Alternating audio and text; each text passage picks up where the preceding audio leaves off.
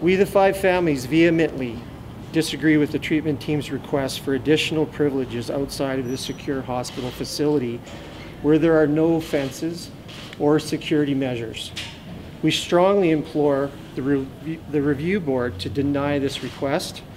The Southern Alberta Forensic Psychiatric Centre, or SAFPIC, is located within the Calgary city limits and is in walking distance to a number of communities and shopping malls. The idea that a person responsible for killing 5 people is allowed to walk around unfenced grounds without any security personnel is beyond belief. Now, here's the rest of our statement. Going forward, we see no reason for DeGroote to ever be conditionally released from a secure facility to ensure ours and the greater public's need for safety. Under the current laws, public safety is paramount in this process.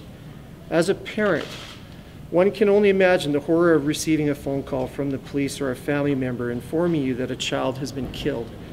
As the details unfold, you come to learn that your child was murdered, and the absolute horror of what they endured becomes clear. Anyone that's been through this understands the breathtaking shock, the ongoing nightmares, and the unrelenting grief. Every new day brings reminders of the enormity of our loss, and there is no reprieve. We are now 3 years into this journey, and we are unwilling participants in a process that to us makes little sense and only adds to the nightmare. We hold on to the hope that our involvement in the review board process will bring some healing and that our voices will be heard, but regrettably that is not our experience. This review process only derails our healing. The crime that Matt DeGroote committed is a clear predictor of what he is capable. Understanding that it is impossible to predict with absolute certainty he will never reoffend.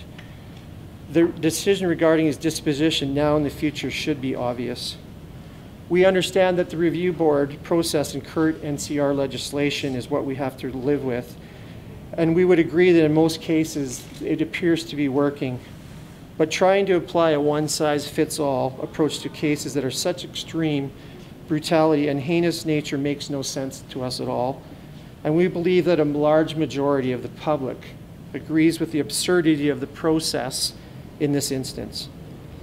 Over the past 3 years, we have been doing our best to unravel and make sense of the mental health and legal issues surrounding this case, and it's been nothing but daunting and overwhelming.